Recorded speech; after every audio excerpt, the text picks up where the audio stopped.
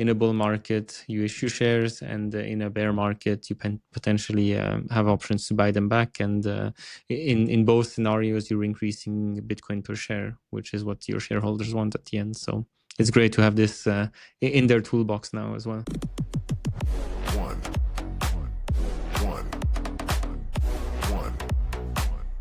Are you all in on the chair?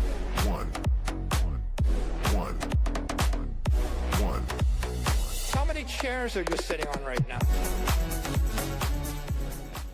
Hello, everyone, and welcome to One Chair. As a reminder, none of what you will hear is financial advice, and this podcast is for educational and entertainment purposes only.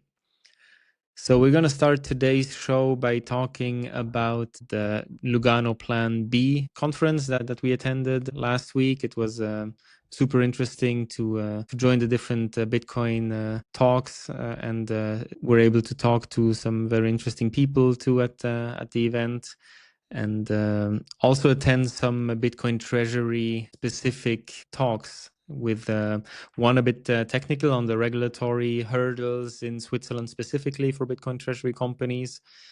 And then there was also a very interesting panel that was moderated by Preston Pish, and Adam Back was on the panel, Jack Mollers and Paolo Ardino from Tether on Bitcoin Treasury companies specifically. So that was nice to see an uptick in those talks as well compared to last year. For sure, more focus on Bitcoin Treasury companies. But what we also saw is that even though those talks were interesting, they were already quite detailed and specific on topics, and probably only valuable if you really understood the Bitcoin Treasury playbook already. And I think there's a bit of a gap, at least at this conference, there was to explain Bitcoin Treasury companies and what they do and what value that they bring. Just a 101 of Bitcoin Treasury companies, basically. No, absolutely. I think there was some interesting discussions that we had, right, with, I would say, fairly sophisticated Bitcoiners, and they had no clue about Bitcoin treasuries. Probably by interest or just because, again, they had all these misconceptions. So I think there's clearly a gap, and I think that's what we're working on. So looking forward to continue on our journey here. Talking about that, if people in the audience have questions around or basic knowledge of the Bitcoin treasuries, just write them in the comment or reach us on X, and we'll be happy to answer the questions either directly, or we can even have a segment during the week, depending on how many questions we get, and revisit some of the basic topics on Bitcoin treasuries. So yeah, just make sure to reach out to us. Absolutely. So let's move to MSTR and their Bitcoin purchases for last week. MSTR has purchased Bitcoin for a value of $43 million. And again, they didn't touch the common stock ATM. So this was all financed through the sale of preferred equity, almost 20 million of STRF, 17 billion of STRK, and 7 million of STRD. They also didn't touch Stretch because Stretch is still trading below the threshold of $99, so no movement there. But it's nice to see a pickup. It's about twice as much as the prior week that they issued on the preferred. So here picking up again. And if we look at the weekly volumes on the prefs, we do see a reduction week over week. We explained that last time that the peak of volume of the prior week of October 13th through 17th was probably due to the ex-dividend date on STRC, with a peak in volume there, and now again a bit lower volumes, but the trend is still going in the right direction. And if we compare this last week to the same week a month prior, there's almost a doubling in volume for STRC from 1.4 million shares traded to 2.5 million. So good trend here, and we're seeing volumes pick up here across the board on the preferreds. Yeah, no, I think it's a really nice thing to see, especially on the ATM side, how many Bitcoin strategy now just acquired without even touching the common share, or even as we spoke, coming back to the convertible bonds. So really, I can see the preferreds are starting to pick up, but it goes hand in hand with the credit rating that they got, right? So really looking really looking good at the end of the day. Yeah, and the numbers we're used to higher numbers from strategy with billions of buys a week, but it's still impressive to see those preferred scale, because this is non-dilutive for the common shareholder, and looking at 43 million in a week, if you annualize that, it's 2 billion a year. So it's not insignificant, and it is a buying pressure that remains on Bitcoin, and yeah, this is value that accrues directly to the common shareholder at the end of the day. So positive signs here. And I think we can start talking about the next topic that we wanted to also bring up is the credit rating on strategy, right? So they got a credit rating by S&P of B minus, which is, in my opinion, better than I would have hoped, because it's going faster than I expected. I would have never thought that in 2025 we would have a credit rating on strategy. So in my opinion, that is positive news. Apparently, I saw some people were a bit disappointed of the credit rating that they got. Regardless, the fact that they're rated opens some doors to additional capital. So there should be again some additional volume coming in through this credit rating. Regarding the credit rating, there are some aspects that may sound a bit funny to Bitcoiners, because one of the reasons they got a lower rating than maybe some of us expected is, if you read the notes, is because they're not holding enough US dollars, for example. And I think that's a little bit funny. And they also mentioned that they're not expected to raise the credit rating in the next 12 months. However, they might reduce it, and this can come through various aspects. For example, if Bitcoin becomes distressed in terms of price, obviously, if there's some volatility that comes our way, or if a strategy goes back to the convertible bonds, which I also found very interesting, because it's clear that the credit agency realizes the risk with those convertibles as well, right? So that's something that we've talked in the past, and it sheds some new light on why strategy, or an additional light why strategy is moving away from those convertible bonds. So probably those discussions have been going on for a while, and the management at strategy already knew that this was also some sort of obstacle to the rating, the credit rating. Yeah, absolutely. I think it's worth reiterating what you just said on the convertible bonds being a negative for the credit rating agency, and they look much more favorably at the preferreds and the liabilities that strategy has because of the preferreds, the dividend payments, but they look at those more favorably than on the convertible bonds, even though those bonds have most of them have a 0% interest, but at some point they will have to pay back the principal on the convertible bonds, which they don't have to do on the preferreds. And apparently the rating agency is seeing that, and that's why they're more favorable on the preferreds.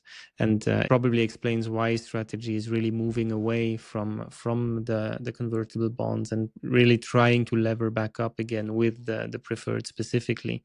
Because we've talked about this in the last few episodes, seeing strategies share price falling, but also their leverage ratio falling over the year. And the question was, well, how do they lever back up? And the convertible bonds might have been an option to lever back up quite quickly, because we see those preferred. It's nice to see 40 million this week, but it's far away from the 2 billion in convertible notes that they were able to raise in the past, right? So it takes longer. But it shows, or it explains why they really want to take this time to scale the preferreds, because the credit agencies are more favorable to them. And this helps long term, right? Because with a better credit rating, you will also be able to issue more preferreds. And so it will be good for strategy long term to go that way. I see that as a positive, because that means that the credit agency understands the perpetual preferreds that strategy has come out with. And that was actually one of my fears initially, because they're so novel in many aspects that I thought, will the credit agencies be able to understand those new products? And they seem to understand them. So that's definitely a huge win. And as you pointed out, right, at the end of the day, if you're a common shareholder of strategy, you don't want those convertible bonds to come back. So at the end, it's a win-win situation, I would say, with all of that taken into account. Yeah. So overall, I think the whole industry, again spearheaded by strategy, is going in the right direction with these credit ratings. I would be super curious to see who or which company will be next. Right now, one of my bets would be probably Strive, but let's see. Yeah, definitely a pleasant surprise to begin the week to have this credit rating, which obviously is way too low. If you understand Bitcoin, it should be AAA, but it's a good start. All right, so moving to the next topic with MetaPlanet, also with some interesting news to start the week, and potential share buyback plan that they announced. Now, I think that having those the optionality of those share buybacks is great. I think it's a right step forward, especially as a narrative to shut down a little bit the shorts, because that just shows that there's potential or initiative to do some share buybacks. Now, the good part with MetaPlanet is that they're going to do those share buybacks with credit facilities, because they have a really clean balance sheet, so they're able to buy back with some leverage without too much trouble. And I think that's really the right way to go. Let's see if they actually need to do it. Potentially they don't. I believe they won't. We already see the MNAV is floating around 1, just above 1. So it looks like it's working. Yeah, and just to go back to basics, what is the main goal of a Bitcoin treasury company is to increase the Bitcoin per share for the shareholders, right? And when you are in a thriving bull market and you have an MNAV that is at 2, 3, 4 or higher, it's easy to increase the Bitcoin per share by issuing the common stock ATM, and this is what MetaPlanet did quite aggressively earlier in the year through those warrants and increasing Bitcoin per share this way. And now the question is, when it goes the other way and you have an MNAV that is compressed towards 1 or even below 1, how can you continue to increase Bitcoin per share? And one option is to buy back your shares. Right, there's the debate: should you sell your Bitcoin to do that? Probably that's the worst option. But you have other ways, and MetaPlanet showed it here with their announcement that a credit facility of $500 million that they could use to buy back their shares. It doesn't mean that they will do it, or that they will do it with the full extent of their loan, because they say that this loan they can use it to buy Bitcoin related products, or to buy back shares. So it just gives them the optionality, and they will just do whatever is best for their shareholder base at any given time. So it's good to have the tools. In a bull market, you issue shares, and in a bear market, you potentially have options to buy them back. And in both scenarios, you're increasing Bitcoin per share, which is what your shareholders want at the end. So it's great to have this in their toolbox now as well. All right. So with that, we can move to our final topic of the day, which is Strive. So I think Strive, there's two really interesting things that are happening. First is the price action. Pretty good over the last few days. I think some 30 and 40% price actions over the last 2 trading days. And also today coming with the news that they're accumulating 72 Bitcoin. So they're going back into the accumulation phase, which I really like. So yeah, I don't know. Any thoughts on your side? No, great to see a reaction on the price. It's been brutal for Strive, but also for many other treasury companies. And Strive specifically has rebounded quite significantly over the last trading days. With Friday, Monday, I think it doubled over those 2 days. Great to see, and let's see if it's just a short-term reaction or a trend reversal here. I think overall the price actions on many Bitcoin treasuries, right? We also saw Capital B, I think yesterday, going plus 20%. I believe Smarter Web as well. I mean, obviously MetaPlanet now above 1 MNAV. There is some sort of rebound happening, which is really nice to see. I don't know if we could have gone any lower. Actually, it was quite depressed. So I don't. It looks like the whole market is picking up again. We might have an October at the end after all. Yeah, I think it also depends on Bitcoin a bit because Bitcoin has had a good recovery as well over the last weeks from the after the liquidation event down to 100,000. We're now back above 114. So this helps for sure, but I think it's more than that because the treasuries went the treasury companies went up a lot more than Bitcoin did. So maybe a sentiment shift for the whole treasury market after all. Yeah, so I think the next event to be on the lookout, and we will obviously report on, is the strategy earnings call. So yeah, really looking forward to that one. Yeah, there's no boring weeks in the Bitcoin treasury space, so we'll make sure to report back on that one too. All right, everyone. Thanks for listening. See you on the next one. Bye bye, everybody. See you next time. How many chairs are you sitting on right now?